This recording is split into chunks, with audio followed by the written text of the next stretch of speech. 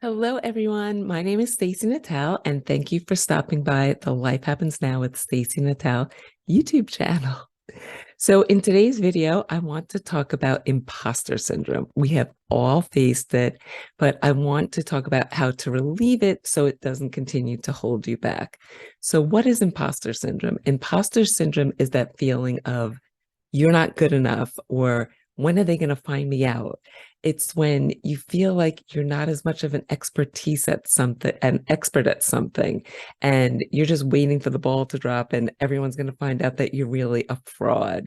So this might hold you back in ways of like maybe you want to start a creative business. So maybe you want, and I'm going to use a photography business as an example since I am a photographer. It's easy for me to use that as an example. So maybe you want to start a photography business and you're thinking, but I can't do that. My photos aren't good enough, or I don't have as much experience, or there's so many other people in my area that are also photographers that already have established businesses. Who am I to do that?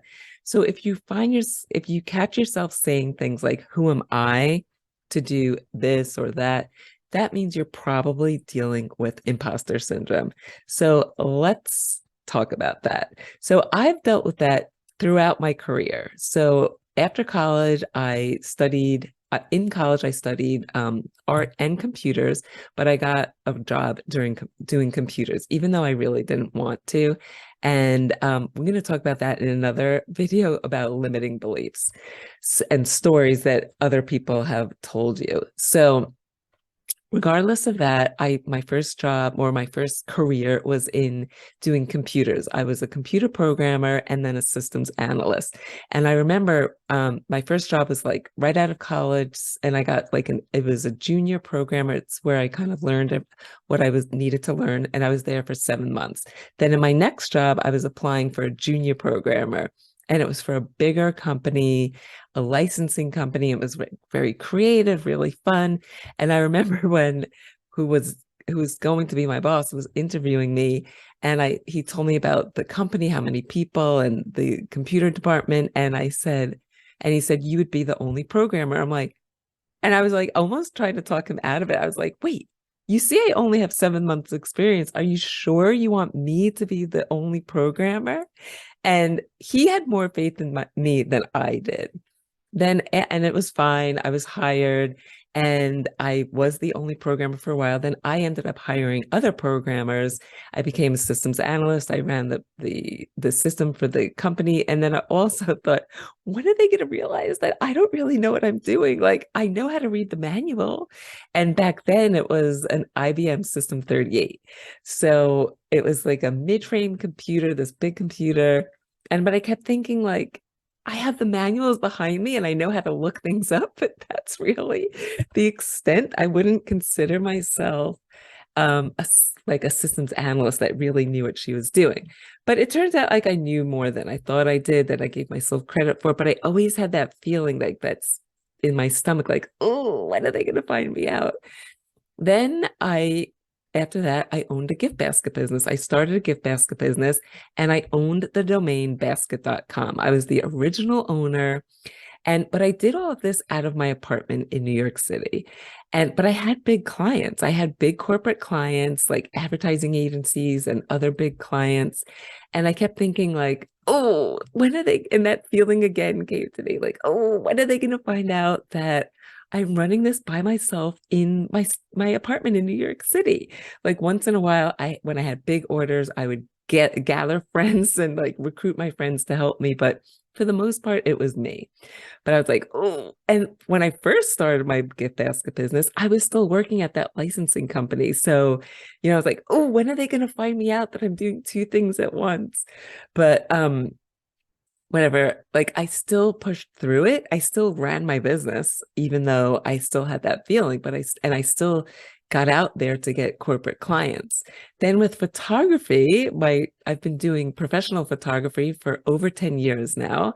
And I wouldn't consider myself a technical photographer. Yeah, like, I know how to use my camera. I know the different settings and all that. But if it comes to like, big equipment like special lighting and really technical, I am not that kind of photographer. I'm more of an intuitive photographer, and I like to keep things simple with my camera, my lenses, and I have a flash. I do have like a home lighting setup, but I'm not a technical geeky photographer like that. And like kudos to the people that are like, they talk about the latest this and the latest that. And oh, do you know the lighting system RX blah, blah, blah, blah, blah. I'm like, whoa, my head is spinning. No, that is not the type of photographer I am.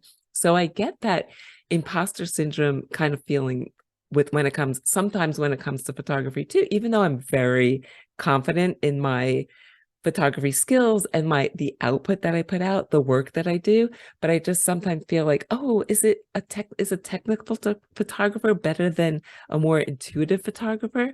I don't know, but these are some thoughts that are going through my head. So if you are in that position where whatever you're doing, if you're thinking like you feel like a fraud, you feel like you're not good enough, you are not alone.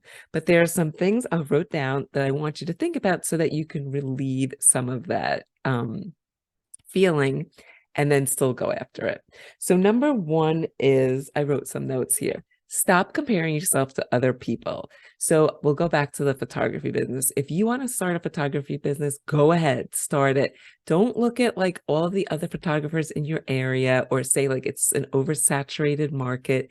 Like think about like in New York, do you know how many pizza places we have here? Like so many. Even in my small neighborhood, we have at least 6 pizza joints. So there's enough for everyone. Like some people just like thin crust, some people like more cheese, some people want more sauce. So there's a pizza place for everyone, just like there's a photographer for everyone. There's a caterer for everyone. Whatever it is that you want to start, do it and stop comparing yourself because there is only one you and people will hire you for you, not just based on your prices, but for you. So go ahead and do it. Another thing, I'm sorry, I'm looking at my notes here, is you don't have to be the one and all expert of your field. You want to just be a little bit better than whoever else you're looking to teach. Or let's say, for example, you're looking to teach, right? Maybe you want to create a course and you're thinking, who am I to do that? I'm self-taught or I never went to school for that particular thing. You only need to be a little bit better than the people that you're teaching. And I guarantee you, you are way more of an expert than you think you are. So I want you to think about like, what are the things that people go to you for? What are the things that people, always ask you for help with? You are an expert to them, so you can do it. So one time I was talking to an artist and I was encouraging him to create his own classes. He does some work with other schools, but I'm like, you could create your own courses. I'm like, why don't you do that? He's like, no, no, no. There are rock stars in that industry that are so much better than me. But again, I was like, but you are you and people want to learn from you. You don't have to be the best of the best of the best. Like there are people that are maybe just starting and like the best of the best of the best, like might not be relatable. But if you are just a few steps ahead, you are the better instructor for that person. So don't think that you're not good enough. You are good enough. And you don't have to think like you're a fraud or you're not an expert. You are an expert in someone's eyes. So just own it. And then another tip related to that is to own your expertise.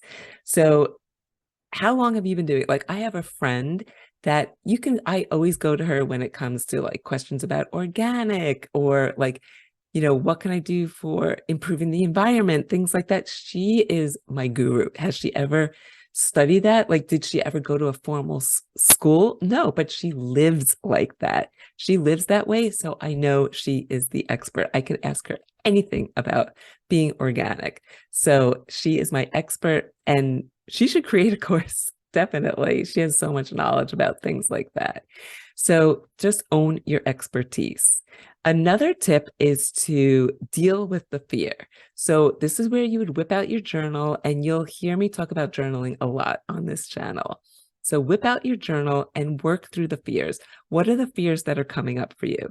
A lot of times when we keep the fears in our head, then they just become so much bigger than when we actually write it out and we can actually just look at it on paper and be like, why am I afraid of that? That's so silly. And then you can deal with it and then think about what's the worst case scenario. Someone's going to realize like, okay, maybe you don't know everything, but you don't have to know everything.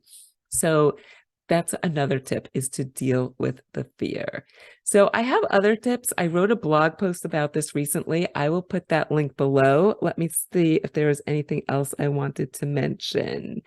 Oh, so one thing, another key point is you're allowed to feel like a fraud. You're allowed to feel like an imposter. But the thing is, don't allow it to stop you from going after your goals and dreams. Just remember, we all deal with it, no matter what level of success you're at, no matter what level of expertise.